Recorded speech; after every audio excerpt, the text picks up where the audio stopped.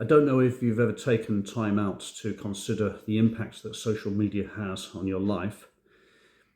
We all know that it's a source of pleasure, but it's also a source of distraction, and it can become very counterproductive. Some of the reasons for this are well known. For example, we've already discussed the influence that the dopamine hit has on us.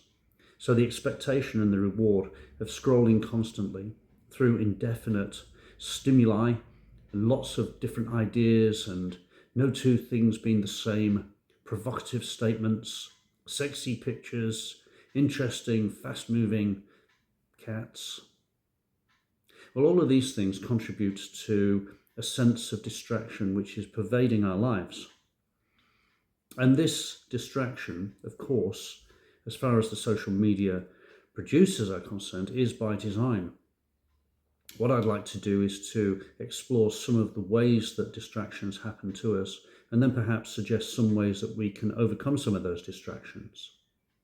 The infinite scrolling and the way that the algorithms produce things that we want to see based on the things that we hesitate over or the things we tap on. This is another reason why distractions become part of our lifestyle. We are being funneled, literally, into areas of concern and enjoyment which appeal directly to us. And the algorithms are doing this based on our previous behaviors. So you're fighting a losing battle, really, against social media when it comes to resisting the temptation to be distracted. Then, of course, there's the social side of social media consumption, which is FOMO, or the fear of missing out. A lot of people scroll endlessly and go through social media because they feel that it gives them an attachment to their own peer group. And it doesn't matter what your peer group is, you could be 60 or 16. The fact is, the social media that you choose to use is chosen by you because it appeals to you and your peer group. The fear of missing out keeps us attached to the umbilical cord, if you like, of social media. We're so afraid to miss out on the next trend, or the next idea, or the next news bite, or the next controversy, or the next example of fear-mongering, that we keep scrolling and we keep attached, just in case something happens and we don't get to notice it. And then, of course, social media serves the active role of being a means to procrastinate. We can always fall back on the excuse that, oh, it's the dopamine hit, oh, it's the endless attraction, the entertainment, all the wonderful things that we see in social media. But the bottom line is that it can be used as a tool to procrastinate. How many times have you found people who should be at work who are actually at play? And if they're challenged, they might justify their actions by saying, well, this is my friend's Facebook group, or this is my friend's Instagram account, or this is my relative's TikTok. Bottom line is, it's just a form of procrastination. So, when you look at these factors, the constant notifications, the infinite scrolling possibilities, the fear of missing out, the emotional triggers, and the fact that social media is literally a tool for procrastination, it's easy to see that it's a difficult thing to overcome. So, what kinds of tools can we employ to try and overcome the dragging impact or the dragging effect that social media has on our lives? Let's have a look at that in a little bit more detail. But first, a quick recap. If you find that you are constantly distracted by social media, it means that you are in a reciprocal relationship with social media. You may feel that you're just a passive recipient of the information, but the truth of the matter is, at some stage or at some level, you've signed an invisible contract with social media, and you allow it to do certain things to you and with your blessing. You like the dopamine hit. You like the excitement. You like the anticipation. And social media knows that you like those things. And because it's able to focus its attention on the things that you focus your attention on, this reciprocation is now enhanced. Not only are you getting your dopamine hits, you're getting more dopamine hits because you're more likely to see things that you like. And the more likely you are to see things you like, the more likely you are to tap or scroll on them, and the more likely they are to be served up to you. And then when you have the fear of missing out, this goes to the core of identity, really, doesn't it? Because many of us feel we're defined by our social proof. And what better way to get social proof than to participate in shared activities online? And the shared activities don't require a lot of investment. All they require is the movement of your finger and the gaze that you lay upon it. So it's a real quick, easy way to validate your own identity and participate in social proof with others who may share your views. The emotional triggers that I experience on social media are going to be very different to the emotional triggers that a 16-year-old male would or a 24-year-old female would. But the truth of the matter here is that social media is so diverse and wide and so analogically focused that it can be serving everybody individually all the time. And each individual it's serving feels like they're the only person in the world. This is a wonderful way to run a relationship, isn't it? And then, of course, as a procrastination tool, finally, that unwritten contract or the unseen contract that you have with social media is that you will serve it with your attention if it will justify your attention by continuing to stimulate you. So you have a two-way street here. You can't just blame social media for the fact that you're distracted. You have to accept responsibility that you're distracted because you've written an invisible contract with social media to allow this kind of nonsense to go on. I suggest that we look at ways that we can break the cycle. Unless, of course, you really enjoy being, social media's bitch. And if you really enjoy that, then fine. You can cut off here and don't watch the next part. But if you're interested in looking at some ideas to try and overcome the distractions and to maybe wean yourself off social media, even if a little bit, then continue to watch, and we'll get down to that in a little moment. So, one suggestion, this is information or advice that I received by listening to Jim Rohn recently.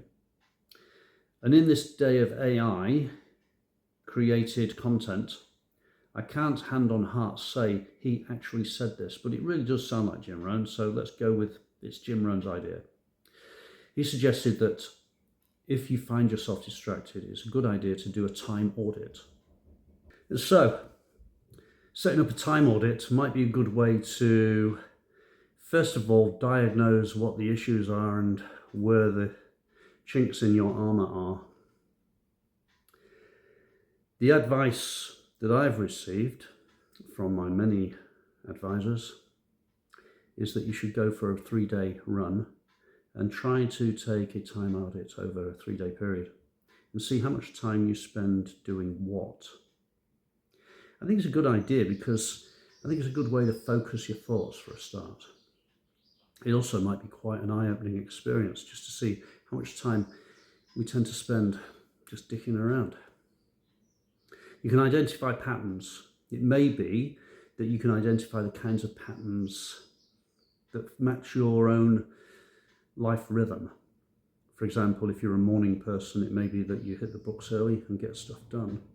Or it may be that you're straight into YouTube in the morning, or straight onto the TV, or straight onto Instagram. So identifying patterns, I think, is a good way to challenge some of your naughty little habits, shall we say.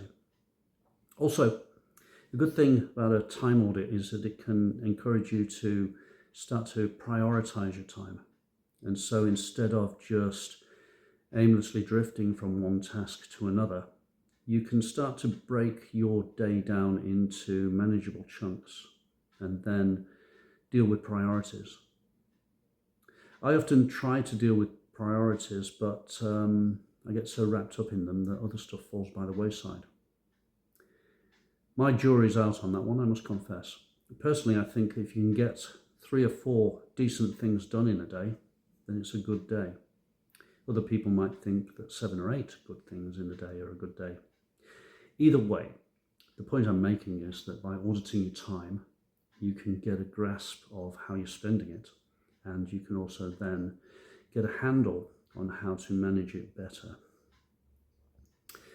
And of course, the thing that comes with managing your time better, having diagnosed your situation, is that you can set boundaries for yourself. You can ring fence times of your day so that you're not, as I say, drifting aimlessly.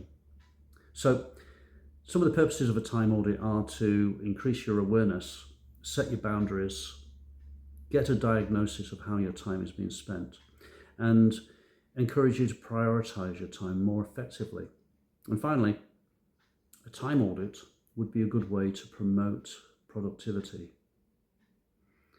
By staring into the abyss, as it were, and having a look at where you're messing up or where you're wasting time, it might be a very good way for you to overcome the problem.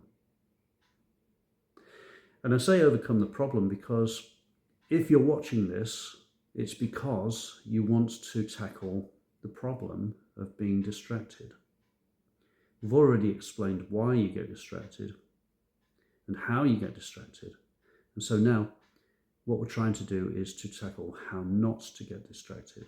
And that valuable first step, I think, is to get a time audit set up and just evaluate how you spend your time for 2 or 3 days and have a look at your conclusions at the end. You might be shocked and stunned. As with many things, doing a time audit can become a skill that you can develop. So at the outset, set yourself a 3-day window to evaluate how you spend your time.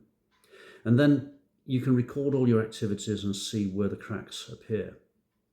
Analyze the data, as it were, and then you can start to set limits on how you spend your time where it is being used unproductively. You can also replace some of the previous scrolling habits and some of the distractions with more interesting or more productive habits. One way to do it is, instead of pushing the on button on the remote or pushing the on button on your laptop or the scroll, is to pick up a book, to make a note, set something in your calendar, do something a little bit more productive, just to break the cycle. So having done the time audit and having worked out where the little mini cycles are pervading in your life, then you have to work out ways that you can break the cycle so that you can reclaim control over the time that you spend and how you spend it. And finally, a time audit is a great way to enable you to review how you use your time on a regular basis. So if you treat it like a skill, perhaps we could look at a time audit initially of 3 days,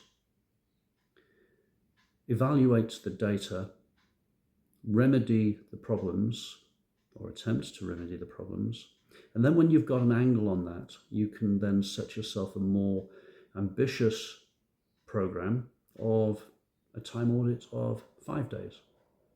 Do a 5-day audit, re-evaluate, re-diagnose, gain more control, and then go up to a 7-day audit. So I think that's what I'll do. What I'll do is I'll do a 3-day time audit, warts and all, and I will bring you the results and share the results with you and see what together we can work out. And if I set the precedent and I do a 3-day audit, perhaps I might be able to encourage you to do the same. And if I get good at a 3-day audit, I might try a 5-day audit. And if I do a good 5-day audit, I might do a good 7-day audit. Who can say? So, baby steps. If you want to challenge and overcome the distractions in your life, you're going to have to first diagnose where those distractions lie. And then once you've diagnosed where the distractions lie, and I recommend you think about social media, how you use it here. Once you've diagnosed where your distractions lie, then you can start to ring fence and set boundaries for yourself in order to overcome those limiting distractions. More of this later. I hope you find it useful. I hope you haven't nodded off by now. Keep in touch, and I will come back with the results of a 3-day time audit in the not too distant future. Obviously, it's going to be longer than 3 days, though, because I'm not a magician. Until next time, go well, and let's do the right thing.